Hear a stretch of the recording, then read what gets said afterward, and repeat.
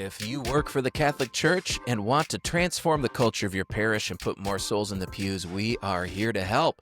I'm John Kahns, and today I am not joined by Ty, the bald and the beautiful Hua, but this is still the Catholic Ministry Professionals Podcast, the leadership development podcast for Catholic churches. Today, we're continuing our conversation on our church volunteer bootcamp. We're talking about how to create an environment that fosters long-term volunteer commitment and how we can overcome that lack of engagement we feel from people, keep them motivated, and build a culture that really creates lasting service in our ministries and in our community. The last couple of weeks, we talked about recruitment. We talked about volunteer training, and today it's that volunteer retention. How do we keep ministry life-giving so that people want to continue to be a part of the work that we're doing? You know, we really can experience the problem that so many of us experience, which is that there's a lack of engagement from people. They might volunteer out of a feeling of obligation. I've heard so many people who have served in various capacities for years and like, well, I'd be ready to be done, but if I don't do it, who's going to? And when they do that, they can, even though they're willing to do it, they can lose their interest, they can lose their enthusiasm over time. And particularly if that's the case, that's a recipe for burnout.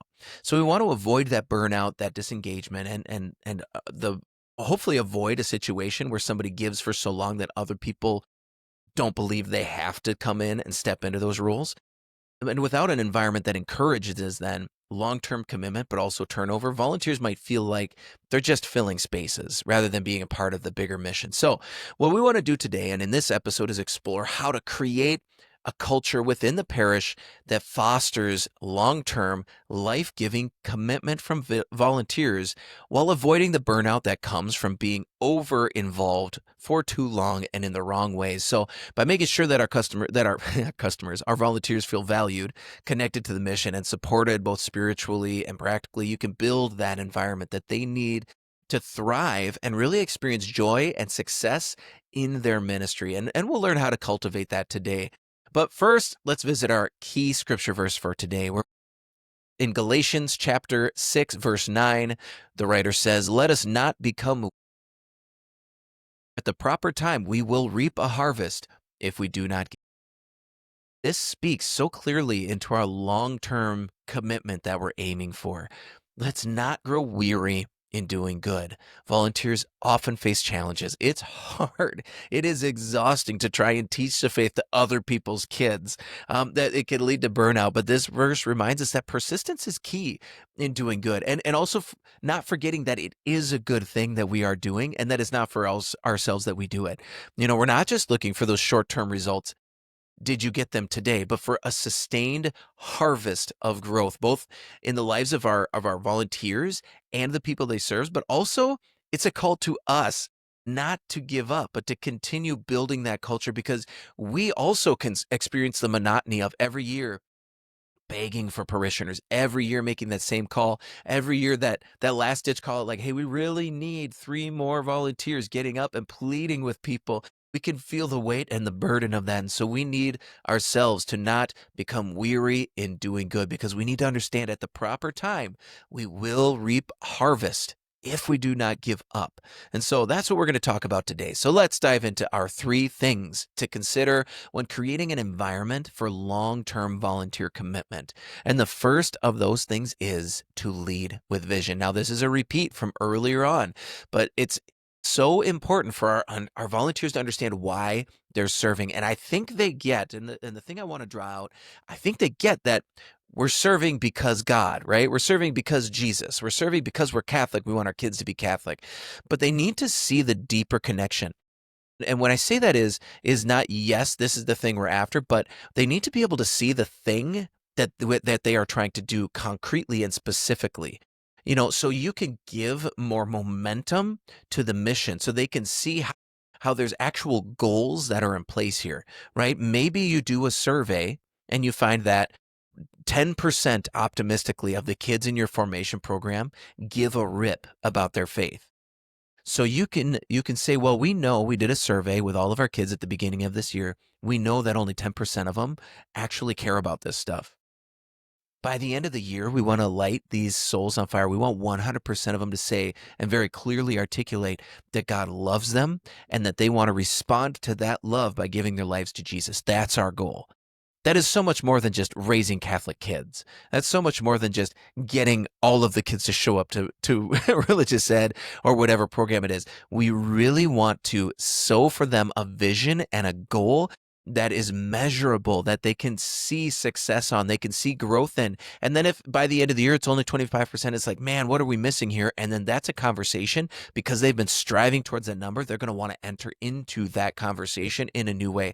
So help them to see how their work is a part of the mission of the church, the goals that you are working on together. And again, if you need help refining that vision so you can share it with others, I want you to visit catholicministryprofessionals.com/resources and download our vision planning worksheet to help you articulate that and share that vision with your volunteers, with your missionaries in the field. And if you'd like to dig a little deeper, you can always get my book, Pray, Plan, Lead, Your Roadmap for Transforming Your Parish in 90 Days. That's available at catholicministryprofessionals.com/book. Number 2, the second thing you want to focus on if you want to retain your volunteers is to change things up. You got to commit to evolving programs so that they remain fresh, so that they remain filled and open to life in the Spirit. Volunteers lose interest, they lose that edge if the program is stagnant, if it's routine. If you've been doing the same book, the same materials for the last 4, 5, 10, 20 years, you got to refresh that. Give them something new to apply their faith to and see how they can meet people in it. And so I want you to ask one simple question as we get into summer here and before you begin this next year of formation. I want you to ask yourself, what's the next step that we need to take to keep this program vibrant, to keep it spirit-filled? What's the one thing that we can do? And maybe it's changing your curriculum, but it might be something more like along the lines of maybe next year when you meet for your formation, you're going to have everyone meet as a large group. And that gives you an opportunity to get the bigger kids that are involved to really witness to the younger kids. It's an opportunity for you to model prayer on a deeper level with them.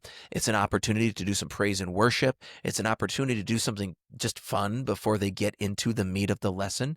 But what is the transition that you need to make? You know, getting a whole new curriculum, that can be inexpensive.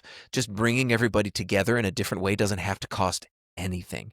And so if you're committed to that traditional classroom style of formation, maybe find a way to shake things up, to change things up, to make it new in the lives of the participants. And again, if you're in that traditional classroom style formation, try to find a way to get the parents there. Maybe you say, we're going to still have the classroom style, but that first 15, we're going to have the parents come in with the kids, and we're going to have you lead them in some kind of reflection. We're going to have you lead your own kids. Those are simple ways. It doesn't cost a lot. It doesn't cost a lot. It might create a little bit of a dialogue about how the best way to line things up, parents coming and going, having other kids that aren't in the program, and then you just say, bring them anyway. That this is a way you can really make things anew without breaking the bank, without having to completely overhaul your own program, but committing to simple changes each year that you have identified that can really move the mission forward. And then backing up to number 1, giving voice to that vision that you have. So you're not just trying to trick people into the next thing. You're forecasting, you're telling them where we're going and why, because people will follow a leader if they know with clarity, with transparency, where you're going and why. So they will follow. So again, have that vision set, sell it to your people, tell it to your people, and then change things up. Transform things in your parish. Make things anew. The Lord loves newness. He loves faithfulness and follow through on the desires He's placed in your heart. And then here's the third part that can help you to really create a culture of newness for your volunteers, for your parents, for your students, for everybody in your programs. Be present. Show appreciation. those two simple things are going to bridge a lot of gaps for you, whether it's personality conflicts, whether it's a burnout for somebody, that they're going to know that you are present, that you appreciate their work. That can be the river of life flowing from the temple right into their hearts. And so they need that. So take time to meet with your volunteers and catechists regularly. And I recognize nobody wants another meeting on their plate, but I want you to commit potentially to 15 minutes before, 15 minutes after, really being present as they're setting up their classroom, as they're taking things back, as you're setting up, as people are going through the hallway, to listen to their frustrations, to help them to find solutions to the challenges they face. It will transform someone's experience if one day you're there and like, oh man, Ethel's son, Joey, he's a real handful in this class, and it distracts from everything. If you step in for that person and you do a couple things, you send them a couple resources on how to guide and influence a young person in the right way, like how to interact with them in a way that elicits the best out of them, that's going to change their day. And then you follow up more and you blind copying them on an email to those parents saying, hey, we've had a lot of issues in this classroom with your son, and these things need to change, or we're maybe going to have to remove him from the program, but we'll support you. We'll give you the materials. You can do them at home, but we can't afford to have him taking everybody away from the materials and leading the classroom in the wrong direction. If you go to bat for your volunteers like that, it's going to fill their hearts. They're going to know that they're not in this alone, and that they're not struggling uphill alone. They're going to know that they're a part of that. And you don't have to do that for everybody every week. But if you do that over the course of a year and you kind of keep track of those conversations so that you could follow up and say, hey, how's it going? A couple, 2, 3 weeks down the road, have things gotten better? And if not, then maybe intervening there with the parents more directly. They're going to know, again, that you are there for them, that you appreciate the work they're doing. And most of all, you're not making them do the hard work for you. And then finally, little gestures of appreciation go a long way. Handwritten thank you notes are so rare nowadays that when you do it, people's minds are blown. And you can write the same phrase in everybody's note. They're not going to compare them, but throw a little $5 coffee gift card in there to wherever your local coffee shop is. And that's going to fill their hearts. It's going to fill their cups. It's going to help you to keep morale high in a simple way. And again, people love that. It fills your cup. When you get one. Doing that for someone else. And you can find all kinds of little ways. Some people prefer to give gifts or whatever it might be. But I would even stay away from the free gift, which is really just homework for everybody, where you find this one book that you think everybody should read. That's a nice gesture, but it doesn't hit home quite as much as a handwritten note with something specific to that person, or something like $5 for coffee or a bar or whatever. That's something that isn't intentionally designed toward their work, but rather just a pure act of gratitude for the gift that they made. And with that, I think we can move on to the devil's advocate. All right, again, everything about this sounds great. We love it, but we already struggled for volunteer engagement, and now we're trying to make things more dynamic. We're trying to give them more attention, time we don't have. We just don't have the resources or the time to really focus on creating all these changes. And here again, I want to respond that the reason people don't volunteer is because they're not experiencing impact in their involvement. And so if you want your volunteers to stick around, you've got to be able to find ways to draw out the fruit of the work that they're doing. And in order to do that, you're going to have to maybe teach them how to draw that fruit out for themselves. You're going to have to help them to understand how their service is making disciples. Now, here's the caveat. You can't say we put 100 people through the program and we made 100 disciples if that's not true, if that's not the lived experience. So that's the value then of creating that vision we talked about. You have a clear goal, a clear thing that you are all working on together, so that at the end of the year you can report back on that. Halfway through the year you can report back on that, like, wow, look at the change from then until now, these interviews and then exit interviews, that you have with these students, and how it's impacted them. And you'll be able to see that. And you just need to start clearly communicating that impact to people. And when you do that, you'll find that a lot of this takes on a life of its own. It receives its own energy, right? It's living in the spirit a little more. It's fruitful, and people want to be a part of that fruit. And so that goes a long way towards retention, people wanting to give, but also having those conversations opens up to, oh, this person's not giving in the right place.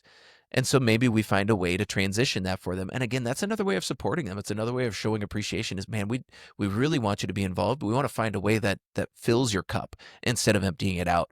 And so you got to do all those things. And of course, we never want you to leave today without something that you can take action on to fulfill the things we've talked about in this episode. And so I want to encourage you, go ahead and download. I put together a volunteer retention worksheet that you can go through to help you brainstorm some ideas to create a more robust culture around your volunteer retention. So go to catholicministryprofessionals.com/resources and download the volunteer retention worksheet. And finally, if you haven't listened to the previous 2 episodes in the series, I really encourage you to do so. We talked about in the first episode volunteer recruitment, like how to get volunteers in as well as how to manage it. Then the second episode is really about training volunteers. How do we do training that's sustainable, that's robust, and gets to the heart of the matter? And finally, we talked this week about how to really retain those volunteers. And so all 3 together, that's really valuable time, but it'll give you some context for this episode if you haven't listened to the 2 previous ones in this series. And finally, I do want to thank you for listening to the Catholic Ministry Professionals podcast. If you found this episode helpful, please take a few seconds to text it to a priest or a friend in ministry that could benefit from it. And with that, we'll see you in the vineyard.